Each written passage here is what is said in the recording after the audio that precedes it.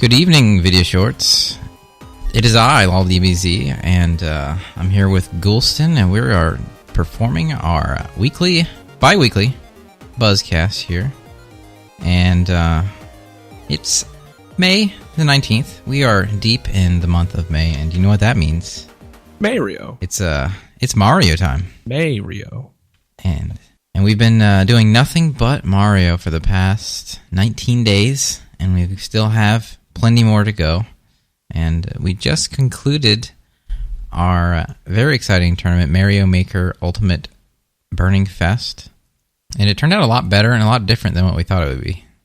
Yeah, we had to make a lot of alterations in that together, but I think what we came out with was really better than what was originally planned.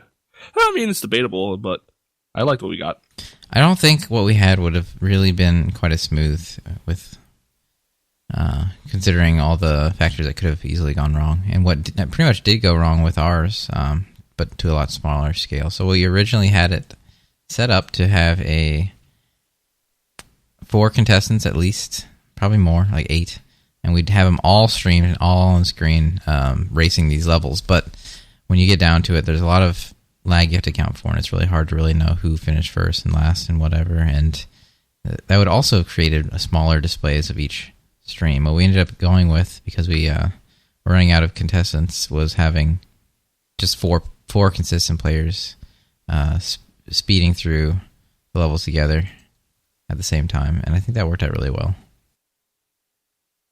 Yeah, I mean, we went from a tournament format that was more similar to what we would do for Smash Brothers or Street Fighter, and kind of switched it into a Grand Prix similar to Mario Kart, and awarded points to those who placed first, second, third, and fourth in each level that were played. Yes. It was pretty fun to watch. It was pretty fun to make levels for. You didn't get the chance to make levels for it because you were a participant in the event, and also the grand champion, Grand Mario, Golden Mario of our event. Oh yeah, and I already melted it down for its face value, so I'm pretty melted the gold. Yeah. I mean, that was the best thing I could do with it. I mean, I have a lot of things that are just kind of cluttering it up, so I really just needed cash fast, so I traded in for cash for gold. But I did appreciate winning. It was fun. It was a fun tournament. Very long. It would have been probably longer on the 1v1 setup that we were going for, where people would just verse each other and then move up the ranks. It'd be hard to keep track of. But we had a really nice setup, I think. The original format was designed to have a lot of different players play a lot of different levels throughout, like a winner's bracket and loser's bracket. So we had to make a lot of levels. But once we switched to that other format, all we really needed was like 8 levels, and we ended up doing like 20. Yeah. We went from, what was it? We started around 8:30, 9 at night, and ended around 3 in the morning. It was super late. That was later than that, I think. Mainly because, for some reason, we gave Cyan the option to let us play his level of infinite time. And it would literally take that long to beat it. He was our tournament organizer, so... Yeah. We need to show some restraint next time, though. That kind of got ridiculous. And we probably... I think we destroyed one relationship, one soul, and at least several levels were destroyed in the tournament as well. I think it's only proper to give a more thorough account of the event. So what we did after we switched to that tournament, or after we switched to the Mario Kart format, was that we had you as our player 1, Dada joined in as a somewhat late entry, Implying showed up after work, so he started playing. And originally, I recruited Otterfiend at the very last second to play, and what Otterfiend did was he used the nifty smartphone app Periscope to stream his display, and it was very nostalgic to look at. It made me think of being a kid looking up at the TV on the bureau, just staring at this 4x3 CRT. It was a CRT. Yeah. Somehow he had a Wii U hooked up to a CRT, and it was fun to watch it that way. But eventually, his phone overheated from being on Periscope for too long, which I don't know. I mean, he only used it for like 2 hours. I mean, it could happen. I guess. But it overheated and like threatened to shut off if it got any hotter, so he had to stop. And Luckily, Waffle Tower showed up halfway through and was like, "Oh darn, I guess I can't play. I showed up late." And we were like, "No, no, no, no, no. We got room for you. We have to replace this dead phone man." And he luckily had a capture card, so we had 4 beautiful, high quality streams to watch as you for duked it out for points through levels created by myself, by Cyan, by some of our fantastic Mario makers in the community, and some donated levels by some Twitch people. Some good, some bad. But yeah, one of the levels for the Twitch people was named Back Shrek Forever Asshole. And it was notably bad in the sense that but no one could progress. It just was not It was the designed only for... level we skipped. Yeah, well, no, I don't think we skipped it, though. We didn't. No, we all agreed not to do points for it, I think. It was either that or it was just like really... like No, we wanted to, but then like half the other people wanted... Because they had accidentally progressed or something. Waffle Tower was like, I like it. Yeah, I didn't so like... everybody was forced to keep playing. Yeah, it was one of those, like, I don't know how to progress. Let me slowly figure this out as I feel out this level. And it takes you probably longer to beat it than it did for the person to make it and upload it. It's because it's just one of those levels. It wasn't fun. But we had some really fun levels throughout, and a lot of good challenges, a lot of close calls, a lot of levels being bypassed on you purpose. Do you have a personal favorite from the levels that were submitted from the community? Because I don't think we ever like officially declared who had the best level. So like none of the levels made by me or Cyan. Oh shoot, I couldn't even like remember that. There was the bank heist level by Lunaticker. There was a level by Black Hat called Save Your Son, Lil P. That level I wouldn't probably say winner just because, well, first of all, I broke it, but also I didn't particularly like the where it was going. It was kind of, and it didn't really have the theme didn't really get pronounced very much. Like you would think that if Lil P were like the center point, it would have been more obvious and not in a hidden block above a thwomp or something like that. So I don't think that really worked out. But the bank heist was a good level. Yeah, I like the bank heist. And from Twitch viewers, we had Castle in the Sky by Evermar. I think I remember that. That was a.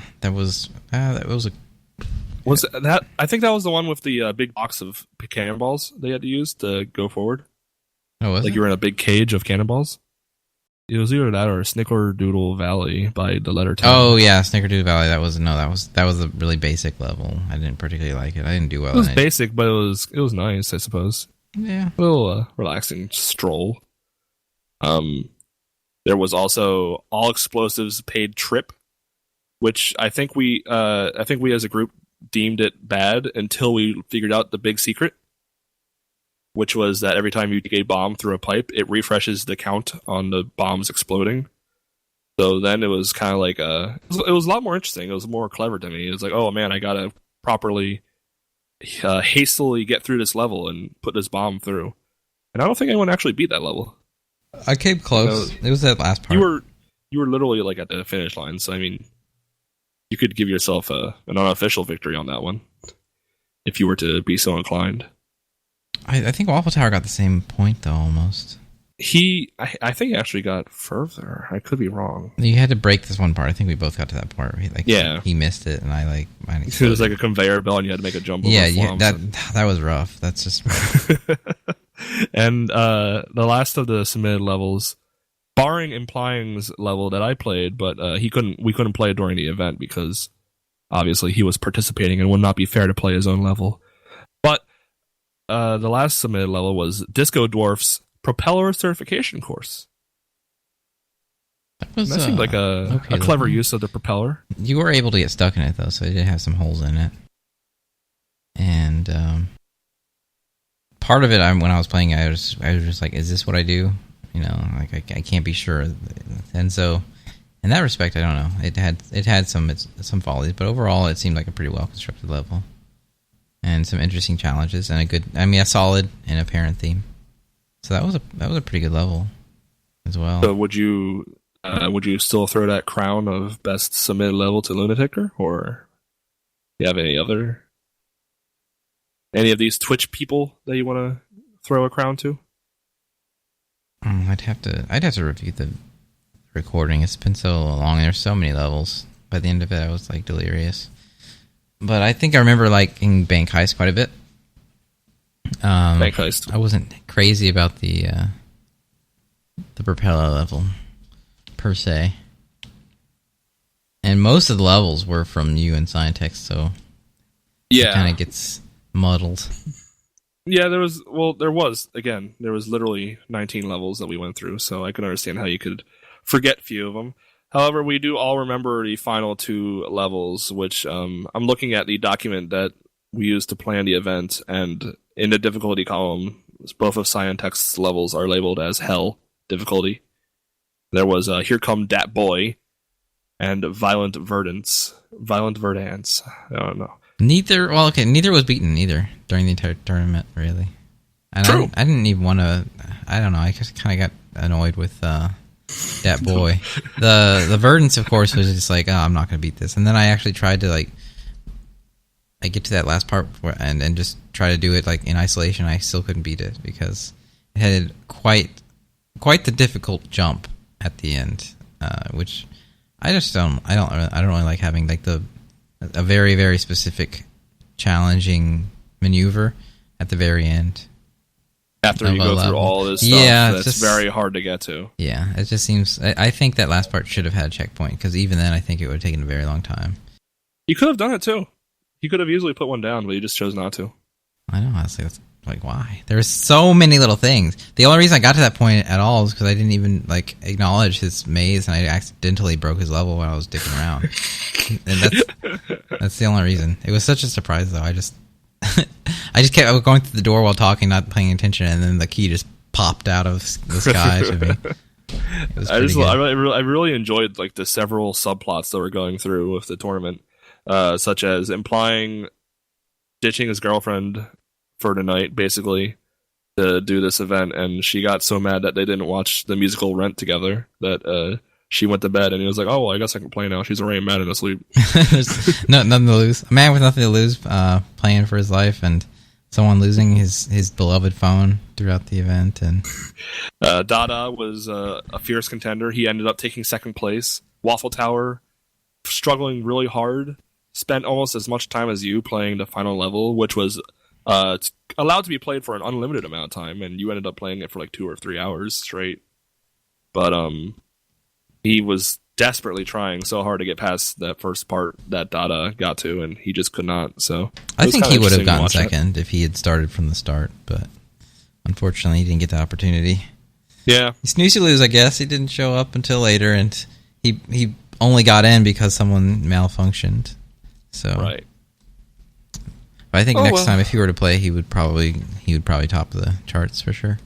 He did pretty well. I think everyone did pretty well, considering the different degrees of difficulty. I mean, I feel like we don't give ourselves enough credit, and I'm not saying that we should be all bragging about how great we are, but if you look at Mario Maker percentages, there's a lot of crap-B players out there. A lot of the levels that we have made and were on that document were less than 10% clear rates.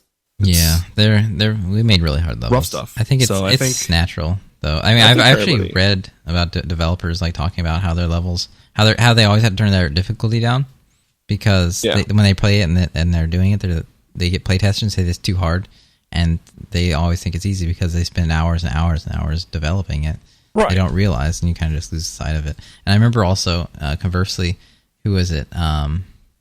What's his name? The guy that makes Bayonetta and Hideki? Yeah. He whenever he's challenged with that, he just makes the level harder, which I thought was pretty funny. Truly an inspiration and an icon. So definitely the mindset of a lot of Mario makers. Actually, they go above and beyond to make things harder. I think Scientext even said that his Violent Verdance thing he had sitting on some revisions sitting in his Wii U that were harder or too spicy for the tournament. I think he added them afterwards after he fixed what I broke. So. He is on the record saying that now. Well, he's recently has been looking at the Scoville chart of like heats from peppers and such, and saw that something called the Carolina Reaper. And he has said that he wants to make his next level Carolina Reaper quality, which I think can kill you if you have one. I don't think it can kill you, could it? I'm not sure. I didn't really research the Carolina. No, I think it Reaper was the hottest thing on the chart could kill you if you're predisposed to heart attacks. But I think the Carolina Reaper just really destroys your stomach, and it burns terribly, and there's really just no getting rid of it, so you just have to suffer for about 30 minutes.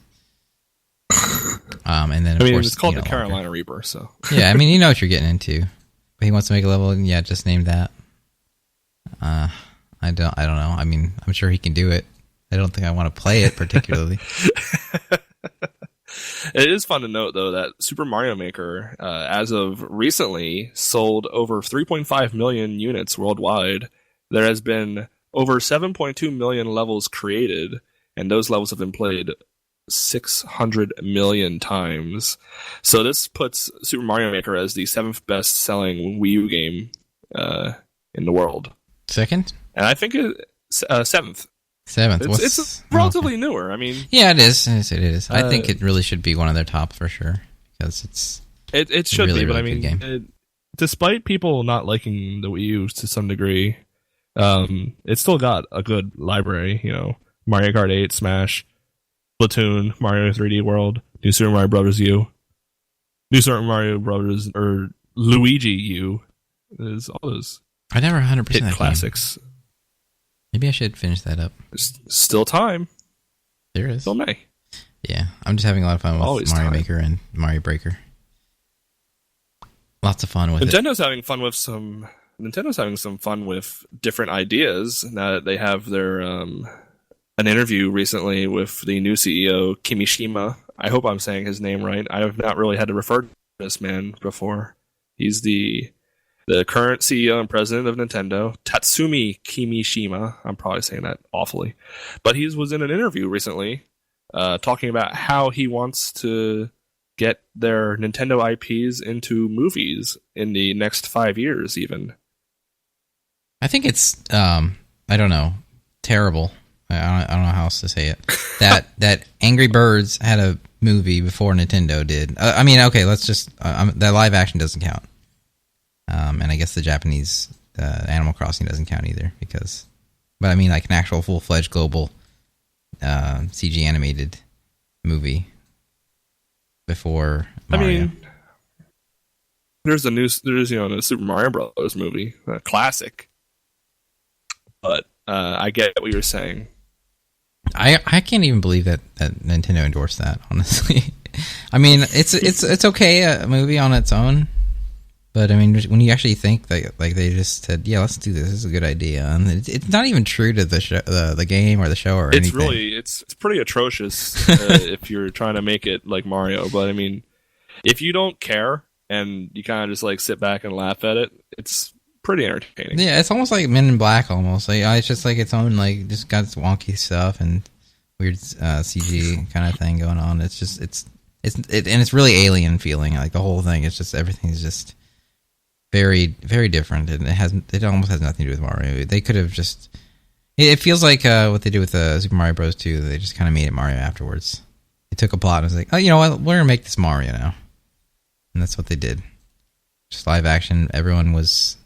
All the characters were what they were. Even Bowser. Even though he didn't look anything like Bowser. Yeah, some of the actors were only doing it for their kids. They're just like, whatever, my kid will like it. And did they? Well, I think so. I think it was Dennis Hopper's kid that wanted him to do it.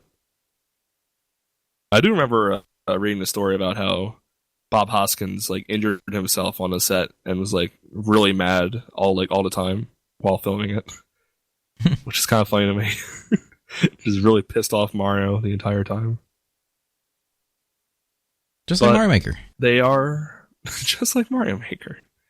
But they haven't said whether they'll use Mario for the movies that they're looking into in the future or not. Yes, but they can't say it's Mario. Like to use, I think it's going to be Mario. They want to use whatever is popular. So, I mean, it's very obviously a good angle for a Zelda movie or a Mario movie. Yeah, it's Mario Zelda. Splatoon is such a huge hit in Japan right now. Even if it's been a year, it's really a surprise, I think, because I didn't think it was going to do as well as it's doing, but it's doing amazingly. I think that there could be a movie for that. That's true. Yeah, they could definitely. Content. That's easy. That just seems easy. The story mode in that game is pretty simple and sweet, and I think it's got a lot of cool characters that could easily be turned into a film. Splatoon, those maybe. Squid Sisters. Mario is like a no-brainer. It just seems like they do it. Zelda, to hype up the new Zelda, makes sense too. Metroid I'd just laugh my ass off if they did that, because they wouldn't. Just like, Star Fox. no games, but I guess they could do Star Fox. They could do Star Fox since they already got a baseline for it, I'd see that. It'd be easy, honestly. I mean, characters are lovable. We were talking last time about Fox in Space. That was pretty good. Actually, now think about it. Yeah, they could definitely. They could easily do it. They already did an animated special, and they never done that for anything before. Maybe it won't be Star Fox. Well, no, they allegedly they had a Animal Crossing film in 2006 that was only in Japan. Yeah, so, I mean, count that though. I mean, if you can make a movie out of Animal Crossing, you can make a movie out of it. But they said it's gonna be global, so it's not gonna be that. Because I think it's more of a hit in Japan than it is here. That would just. I want a Donkey Kong movie. That would be cool. 60 minutes of Donkey Kong. But does Donkey Kong actually talk, like, as far as Nintendo's concerned? Pokemon don't talk, and they had those movies with just Pika Pee. Yeah, but you can't do a whole movie like that. People are gonna get kind of tired of it. I think. I don't know. Like, even Homeward Bound had, like, people talk, like, the animals were talking the whole time. You just can't do that. I don't think it's gonna work. Name me an example of a successful movie that had characters that just didn't talk at all. The 1920s. There was that one movie. Was it Wall-E or something? I guess that was kind of like that, but it was. Oh yeah, he was in isolation, so it made sense. Yeah, but then they started having talking like halfway through. Yeah. But I mean, it's more than a Pokemon special. Yeah, that could work. Up. It's like the best part of that whole movie is the first 10 minutes, and there's like no talking at all. It's actually like a really sad story they tell without talking. Never watched it. Heard about it. All you need to watch is the first 10 minutes. The rest is okay. Good. I like just get it on YouTube. Feel it. Yeah. I mean, it's a really sad ending if you just leave it like that, I guess. Because like the rest of the movie just kind of compounds off that and makes a happy ending eventually. But otherwise, it's like the saddest story. Oh. I don't know if I want to watch a sad story. Well, it's worth it. I think it's worth it. Who do you think they're a contract with for this movie? Pixar? DreamWorks? Dreamcast? Disney? I think they could do it I think they could do it in-house. No, they said they're working with people though on this thing. I don't think they're just gonna make their own movie. Like, they could do it, I guess, but I mean they don't have like the like Blizzard's making a movie, but they've been doing it for a while and they're pretty good at making these things. Like, right. Nintendo did it once and it was good. I like the not once, but Sony's doing a movie, but they have their own studio for that kind of thing. Yeah, so I mean it just makes sense. Nintendo's kind of always video games. I really think they need to be helped with it. And it's like Disney doesn't eat everything alive, so. Yeah, I don't know. I don't see Pixar doing it just because I don't see Disney reaching out to Nintendo that way. And I really hope it's not DreamWorks, because that'd be... Like, no offense to DreamWorks, all their movies are knockoff crap, usually. They all have the DreamWorks face. I don't want Mario to have a DreamWorks face. Oh, that would be awful. Maybe they can do it if they do like Samus, where they don't have to show the face. It's just no, you know that she would be in a Zero suit the entire movie. But Nintendo doesn't have some ground rules. Shrek X Mario. Have you seen Other M? Yeah. Okay. They don't care. It existed. Yeah. That was the last. They're gonna have Samus like jumping out of like her spaceship and landing in like a squatting pose, and then the camera behind her like 90% of the film. That's just gonna be that. And then like her like crying when she sees Ridley. Yeah, I don't think they even acknowledged. You don't even need to make a anymore. Metroid movie. Just take the cutscenes. Just take the cutscenes and from Other M, and that's a movie. There you go. They could do a movie about Little Chicken Ridley. Little Ridley. Chicken cat. That's so weird. It was such a weird thing. Like, oh, that's Ridley, game. that little cat chicken. You don't know it yet. Here he comes. Oh, that rascal. I remember when I played that thing. That's why I was thinking. Someone already had a theory about that. They had like okay, so he's going to start out as the little chicken. It's just basically like Pokemon Trainer almost, but whenever he takes more damage or whatever, he just starts evolving or something like that. It's just only his Smile Smash is the actual Ridley. Yeah. So I guess so. No, it'd probably be like Meta Ridley or something. But like as he goes up in percents, he would start like evolving or something like that. That would be kind of cool, but it's never gonna happen because he's just too damn big. Speaking of being too damn big, there was big news for Pokemon recently. The starters of the S&M series that is coming out later this year have been announced. So those who are actively waiting have some starters to consider in the near future. The fire Pokemon Litten, the grass Pokemon Rowlet, and the water Pokemon that I don't remember because it was stupid looking, so I just forgot about it immediately. I think, he looks right? like a clown. Poplio? Poplio? Something like that? Are you serious? I can't remember. It's like Poplio or something, I think. Is that am I right? What's his name? Poplio? I think it's Poplio. Like balloons, Poplio. clowns. He pops balloons. Leo? Oh my god. Because he's a... No, I don't know. He's a sea lion. It is Poplio. Why would you name it that? That's awful. Because he's a sea lion and he has balloons. Poplio. And, so have you decided on yours yet?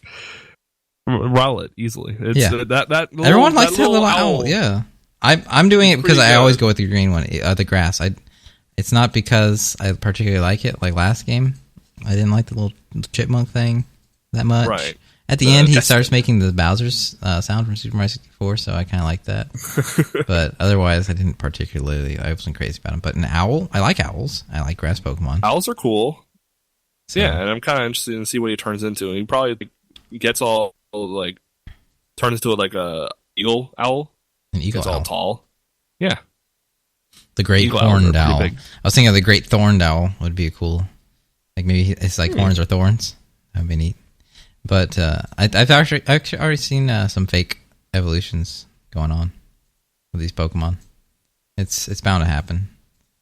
And I think everyone thought the actual like the leaks of the actual thing were fake because they didn't really particularly like the way they looked. And then it turned out to be that way. Yeah. I mean, the Greninja was awesome. I think they had a really good thing going, and the other two were just kind of like, I don't know about this. And I still didn't really like it. The fire Pokemon of the last game, I don't know. It just looks so weird, just being tall and a thing. I don't know. I know about feeling tall and being a thing.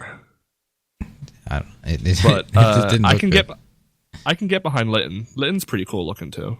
Yeah, it's pretty basic, but it's fire Pokemon. But I like cats, so I'm kind of drawn to it in that respect. It's a little edgy. It's a tiny bit edgy, just because he's black and red and he's got this look on his face like he doesn't give a shit. But I still think he's like, a cute starter, and he's going to turn into like some kind of giant like fire lion. Yeah. So well, like you can't do that because the cover Pokemon for the red version is the fire lion. He'll turn into a better fire lion. I think it'll be probably like a panther or something. Ooh. Panther, or maybe I don't know, some breed. Maybe it'll be a British Shorthair. That'd be cool. Then I'd choose that one. Flamfer? Yeah, the Flamfer. A fur flame. Perfect. Why do I not have a job with Nintendo yet? It's easy. I don't know. I saw some stupid mock-ups. Like they had the owl turning into like some Assassin's Creed thing, and he had like a leaf to it or something. It looked really dumb. The cat turned into like a really generic looking cougar with fire on his tail. It was dumb. And they actually made the clown Pokemon look pretty alright. It looked like a really creepy clown. I definitely don't want that. It was very intimidating looking. I think they did pretty well with it, but it's not what's actually going to happen. I hope not. Time will tell what they actually do. But yeah, definitely go with the owl. I think a lot of people are going with the owl, which kind of makes me not want to choose the owl, but I really don't have a choice. I always do the grass Pokemon. I never haven't, so. Has this revelation at all impacted your decision on which version of the game you're getting, or are you still... Yeah, I always stick with the blue version, except for that one time where I went gold. Just because I think I went with gold that time just because obviously you know that gold is worth more. So in that version, it kind of like almost quantified the worth of each version in my mind, so I had to get it. But then the other ones are like, well, you got the blue, you got the red, what's the difference? You can just choose the one you want to go with. So I went with the blue one. And every other one doesn't really give you like a... Okay, well, I guess Diamond and... Wait, Diamond and Pearl? I think in that case, I really don't know what the diamonds are worth more, aren't they? Diamonds are... Yeah, I would say so. Yeah. Anyway, I chose Diamond that time anyway, but it happened to be the blue one, so I didn't have that inner conflict. And of course, I mean, how do you... I mean, the sun's bigger, yeah. The moon's just worth a satellite, but in this case, I mean, who cares, really? I mean, if you take away the moon, then the Earth succumbs to terrible tidal waves and is washed away, so... Even the sun, you all die. Yeah, exactly. Yeah, so I mean, they're both equally valuable in that respect. You'll die without either. So, I think the sun's more valuable than the moon. I mean, I think we could probably try to adapt to. If you destroy the sun, then like multiple planets die. Well, yeah. Okay. Well, I guess so. But I mean, it doesn't matter because there's no life there. So, are they dying? I don't know. I don't think so. And also, has man ever endeavored to land on the sun? We're working on it. One day, maybe. I just don't think they care enough. Who wants to land on the sun? Just a big ball. There might be good treasures there. We'll never know. Diamonds. Pearls. The hardest metal. Yeah, I'm excited, again, to play Pokemon and then never play it after about 2 weeks. Which would happen with X and Y. Are you excited for the announced Dragon Ball Xenoverse 2? In some respects, but I haven't beat the first one yet. I binged on it for about a week, and I never got to beat it fully. Nothing against the game, it's just usually how it goes nowadays. So I'm not ready for it because of that. But... I don't know if I'm going to get it, because I seriously have the game that I haven't even played much of for the first one. And this is actually coming pretty soon, isn't it? How long has it been? Like a year and a half, 2 years? Well, the last one came out even 2 years. Spring. Oh. Yeah, spring last year. It's like a year. Yeah, pretty much about a year. So, well, we'll see when it actually comes out, because there is no release date yet. More information will be coming at E3, which is coming up pretty quickly. Oh my gosh, so month soon. Away. But Bandai Namco announced a sequel about May 17th and showed off a trailer which includes scenes from famous Dragon Ball Z movies such as Bardock, Father of Goku, The History of Trunks, and Lord Slug. So it looks like they're looking into the same dynamic of the past being changed and you had to defend the past in the format of these movies rather than just the canonical in-series events such as the Frieza, Cell Saga, Buu Saga, all that stuff. I'm assuming that with how successful Dragon Ball Super has been, that they're going to include a lot of stuff from Dragon Ball Super, such as well, actually, I have no idea. I didn't play Xenoverse, but I assume that Dragon Ball Xenoverse included Battle of the Gods, but I don't know if it included Revival of F. So maybe it'll cover some of that stuff as well as some of the stuff Didn't it come after Xenoverse? I think so. I watched it in theaters. So right. I should know. I'm pretty sure it did. Yeah, I don't remember playing that game. They could have included it though, just because why they had access to it. Yeah, but honestly, that movie was extremely short for what it was. I mean, it was like an hour and a half, and I think they even included the lead up part where they were just basically showing the actors and they were just talking about the show for like 10 minutes. And, was that the beginning? Yeah, It was like what a boring way to start your Dragon Ball Z movie. I mean, it was intended to feel like the like kind of like the credits, or not the credits, but like the pre parts. But I think it was actually included in the Showtime, so I guess that you can consider that part of the movie. And Weird. A lot of it was a lot of lead up. And once they got to the actual fighting, it did not like it was just so anticlimactic. And at the end, you can kind of tell that Goku didn't even try; they were just playing with them. Like, why even? I don't want to spoil it or anything, but like it's kind of weird. It's I don't old. know. The pacing was kind of like, okay, it's old. All right, so so Frieza like just okay. So what happens is basically Goku and Vegeta are fighting over fighting Frieza because they both had beef with them, obviously. Right. Because he was just wished back with the balls by some no-name whoever the hell from Frieza's old army. And they're just fighting it out. And he... Frieza was so strong, and he was so strong without training that he said, if I really try, I bet I could be like better than the Saiyans in like wasn't even trying a month or whatever. Like, so he just like practiced for like a month or something like that, and he reaches his super gold form. And I guess the trick was that it wasn't sustainable or something like that, so he couldn't keep it up. So they just kind of drew out the fight. But I don't think they at that time they already had access to the Super Saiyan God form, which they didn't even really tap into until later. So I guess they didn't even really need to power up all the way. But at the end, like, Vegeta's just toying with him basically, and that gives Frieza just enough time to blow up the Earth, which he just does like that. Like, just shoots some beams into the air, destroys the core, and the Earth explodes. And then there's some little time rewind thing that happened, and then Goku just like goes in there and blows him up, and that's it. That's the movie. But like, there was so much lead up to that the awkward fight and the I don't know, completely retconned ending that didn't. Did they even show like the training that they get to even get to Super Saiyan God or anything like that? Oh no, it was just implied. Honestly, it was just so surprising. Like, I had Pillbug like watch the series, like, of the Super Saiyan series before that we went to the. I gave her like a week. I'm like, you gotta watch this before we go. Yeah, and like it completely blindsided her. It's like, what the hell is this? And to me too, kind of, because I never actually saw I just knew it was a thing.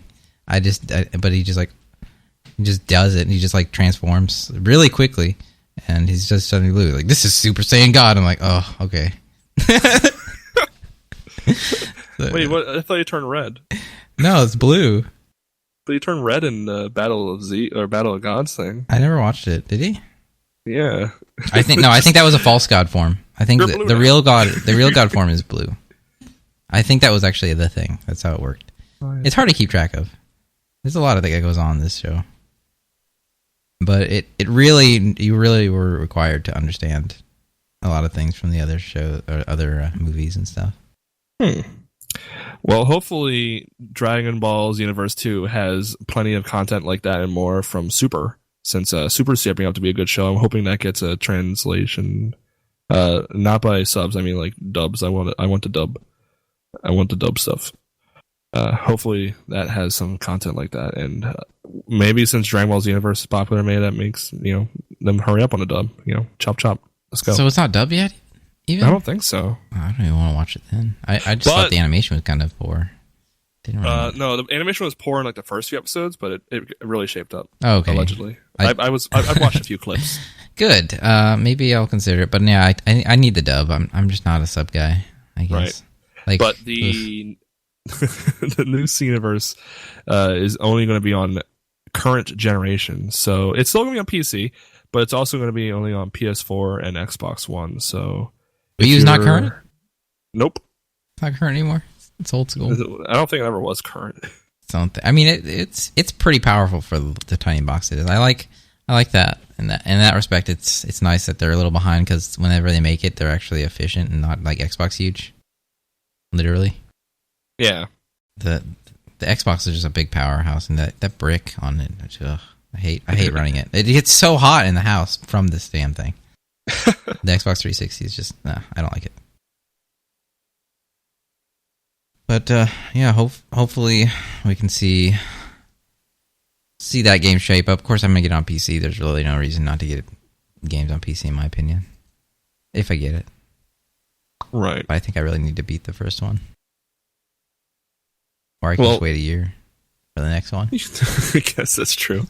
You have to beat that game and some other games that have come out recently that you might want to consider looking into or beating. We have some releases that came out within the past week or so, such as Uncharted 4. The End. And then Doom. Is it called Doom, right? It's just called like Doom. Reboot Doom kind of thing? Yeah. I mean, I actually have no idea. I'm going to make this up, though. I'm pretty sure it's just like a new story in the Doom universe, so probably just a reboot. I mean, there's no reason to not reboot. Last time I did a Doom game was 3, and I think the game was okay, but I don't think anyone really like will hang their hat on it and say like this is the best experience in my life. Is that the one? That was the one that's just a black screen for. Yeah, it's really dark. 12 yeah, hours. I'm really bad at games that are even remotely scary, so I actually kind of couldn't. I couldn't get past like the first section of it, and I just stopped. I have it. I have the game. I got it free with my graphics card like years and years ago. It's spookty. It spooked me out. It got really dark, and then there's this like creature running on the walls. And I'm like, I'm done. I can't do this. So maybe this new one is a little brighter. Maybe I could give it a maybe. whirl. I hear it's dark, but it's not like that dark. It was a really dark game. It had a cool thing going for it because there was a lot of contrast, but it was like I don't know. Everyone had a thing for dark games at that time. I think there's a lot of contrast going on back then. There's also the darkest game that ever came out, Minecraft, getting a Mario Brothers pack on the Wii U, which is an interesting partnership since Minecraft is a Microsoft game technically. And I realize it's on other consoles and stuff, but the fact that they have a specific special Super Mario pack that you can get for free, I believe, if you have the Minecraft game on the Wii U, kind of interesting. I have no idea what the content is, but I know you get skins for Mario and his friends. I know there's like a big Princess Peach's castle in Minecraft. I saw the Super Mario World Overworld, basically, and they redid it. I think is what they did. So like that sounds kind of cool. Yeah. That if they could remake it true to the Super Mario World. I've never played. I don't play Minecraft, but I think it's cool. It might be nice to look at. Yeah, I'm not interested in buying Minecraft for like a third time in my life on Wii U. Like I have it on PS4 just so I could play it locally with my brother, and I had Minecraft when it was like alpha build for like $2 or whatever the hell it was. And I don't see myself buying it like again on Wii U. But looks interesting. An interesting little thing that they did there. And also on the Wii U is Phantom Hourglass, a DS game that some people may have not had the chance to play, but now that it is on a console, interesting that it is available to us all. It's definitely a gap that I have since Wind Waker is one of my favorite Zelda games, and I played it. I actually do have it. But I liked it enough. It was very like a Wind Waker light in a lot of respects. I didn't particularly like the dungeon you had to keep going through, like to progress. You had to just basically inch through it as you progressed. I didn't like that dungeon too much. And there was one puzzle I distinctly remember because this is basically how I quantify games with like puzzle games. There's always one puzzle that sticks out if it has any challenge at all. And I really don't know if there was just a miscommunication with the developer and the player, or if I was just being stupid. But I remember there was. Basically, it was a sequence. You had the pattern laid out to you at some point, like 1, 2, 3, 4, or whatever, and somehow I mixed up the numbers in respect to how you were supposed to place it, or you place it in number one. I don't know. I can't exactly remember the details. I know it was towards the end of the game, and there was just some way. Maybe it was meant to be that way, but I couldn't quite match up the pattern that they were showing you with the actual thing. So I'd have to replay it to really know exactly what I'm talking about myself, but. There's one puzzle towards the end. It had like pots and stuff, or some kind of thing you put things in, and for some reason I just couldn't figure it out for the longest time. It was an okay game. I think I 100%ed it at some point. I played it a bit, off and on. It was something to do. It was a decent game, but definitely not one of my favorite games. I don't really like those games too much. the DS ones. But Right. it's nice that it's on the Wii U, so anyone can play it. Yeah. And a game that had some tricky dungeons, at least in my experience, has come to Steam. Final Fantasy X HD has been released on Steam this past week. I'm So excited. in case anyone has never played Final Fantasy X or Final Fantasy X-2, the HD bundle that was formerly only on more console-based areas, are now available to PC gamers.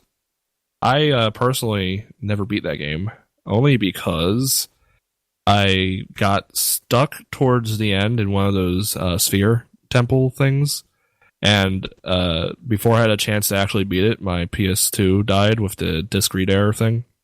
And I just never got a chance ever again. So, gotta have some sad feelings about that game. But maybe this will push me to try it. Or not. I definitely would never have even played it to begin with, let alone beat it if it weren't forced upon me. Broker actually made me beat and play 2 games that I would never have even touched. Which I have somewhat, I guess, mixed feelings about. But I do like Final Fantasy X. That was a good time. It was a good stream, and we had a lot of fun things come out of it. And I did want to, go back and play it again at some point. Revisit maybe like a Spira. challenge. Yeah. So this is a perfect opportunity for me to do that. I just need the time, of course, and the commitment, which I think I'll start having once I move. I said that the first time, like, once I start my job, I'll have a lot more time.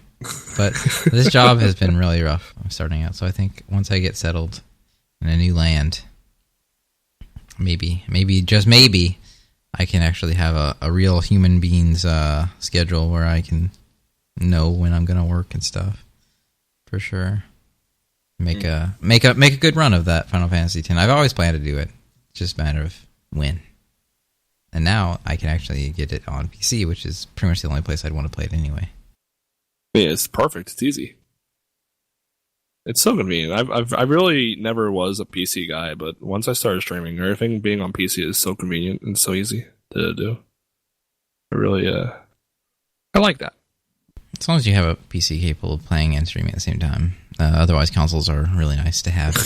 Yes. Like early on, I wouldn't have been able to do that.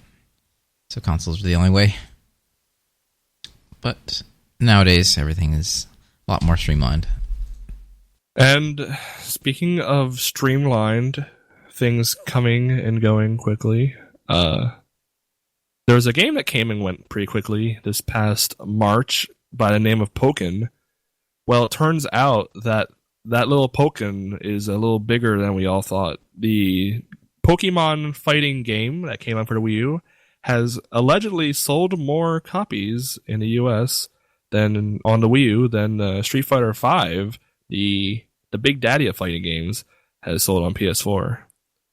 An interesting statistic tweeted out by a analyst from the NPD that said, literally, quote, Pokken Tournament for Wii U has now outsold Street Fighter V for PS4 in US retail.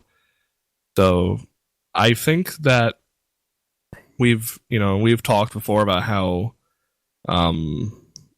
lousy the launch was for Street Fighter V, and maybe that proves it, or it's just that Pokemon is a very popular franchise, and of course it would sell very well. Yeah, it's just surprising because I wouldn't be too surprised with if it were like the Wii and the PS3 or something like that, but this is the PS4 and the Wii U, and it's completely flip-flopped install base. So it's just really surprising that the PS4 would have something, a popular fighting game sell so much less than something on the Wii U. You just think it would be almost impossible for Wii to get anywhere close because they just don't have that many people that own it. But here we are. I think mostly it's just people aren't interested in Street Fighter V right now. That's just it. The vast majority of people find Pokemon to be a lot more accessible, and it's a much easier game for sure. But it didn't hold my interest for more than 2 weeks. I already sold it. Really? Yeah. I sold that shit for $30. As soon as I saw how much it was worth, I was like, I'm in. I had a really sad experience with the game over this past weekend where I brought it over a friend's house and neither of my brother or my friend had played the game. So I was like, hey guys, check this out. It's Pokemon. You guys love Pokemon. And a new fighting game. It was like, okay, let's check it out. And then they played it for like 10 minutes and were like immediately done with it. Like, all right, well, what's next? And I was like, oh, all right.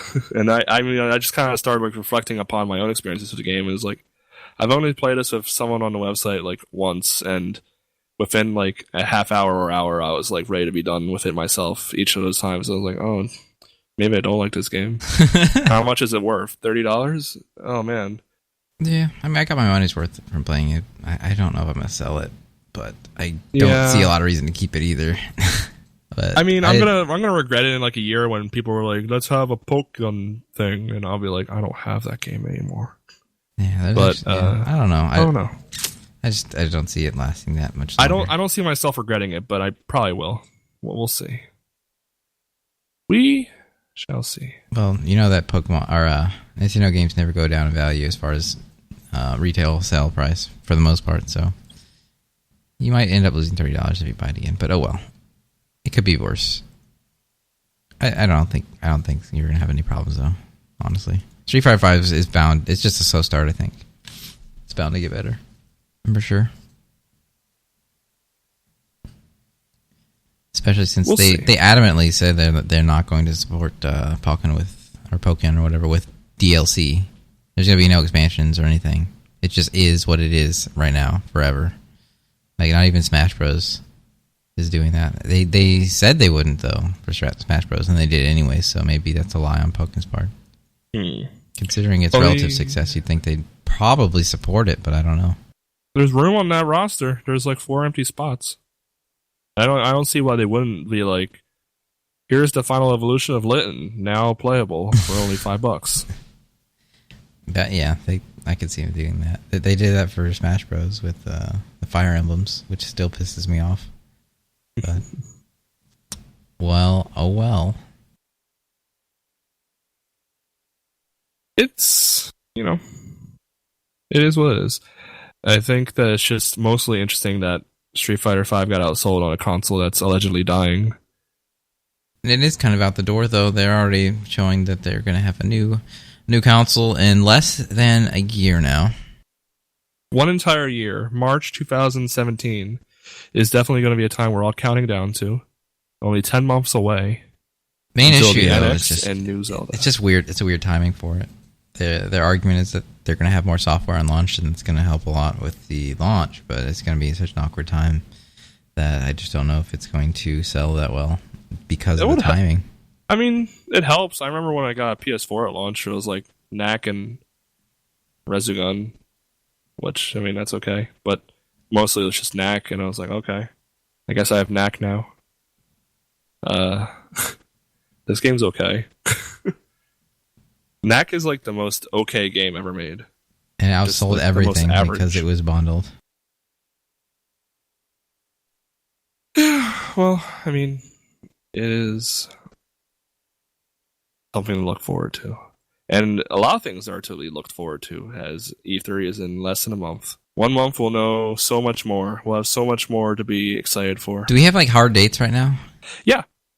Oh, man. I really should have prepared for this better. Yeah, E3 officially starts on Tuesday the 14th, although I'm assuming that coverage will begin on like the Sunday, the 12th. So when is the Nintendo one? They're doing it actually on the actual schedule for E3. I believe it says that they're doing a direct at Tuesday morning, 9 a.m. Duh! Hold on, I have the schedule in front of me now. Why such an odd damn day? Okay. Sunday, June 12th, EA at 1 p.m. Wait, I'm going in order. EA at 1 p.m., Bethesda at 7 p.m. Monday, June 13th, Microsoft at 9:30 a.m., PC Gaming Show at 11:30 a.m., Ubisoft at 1 p.m., and Sony at 6 p.m. These are all Pacific times, by the way. And then they're going to be doing a Nintendo Treehouse live programming beginning at 9 a.m. Pacific time on Tuesday, June 14th. So, 12 p.m. Eastern, 11 a.m. your time. on Tuesday. That's when the big Zelda event. Sorry, what time did you say? Tuesday, 11 a.m. Central Time. My ass. On June 14th. I'm going to be working 12 hours, that's for sure. I need to see if I can't get that switched out. 11 a.m. So I'd have to work nighttime at least and switch that out with someone. Last minute. Damn it. I'm on the verge of moving. I'm just hoping I'd be moving by that time and I could just have that day to just do it. But that day to move and then like packing up boxes while watching. Well, no, just that week at least be off, and I could just say, okay, I'm going to watch the Nintendo thing today. But I don't think it's going to work out that way. Your state's very slow at getting back to me on this. My state. Your state. My big ass state. Your Jimmy state. Is that a good adjective for now? It's allegedly racist. Who knows? We should wrap this up. For now, I think so. Anything else we want to talk about? Nah, it's a slow time of year. Slow time, yeah. We're gonna have a lot to talk about in a month. But everyone, make sure that you're playing Mario, appreciating Mario, thinking about Mario, watching Mario, doing Mario. You know, you can do the Mario. I have bad news. What? The Mario Maker server is under maintenance. What?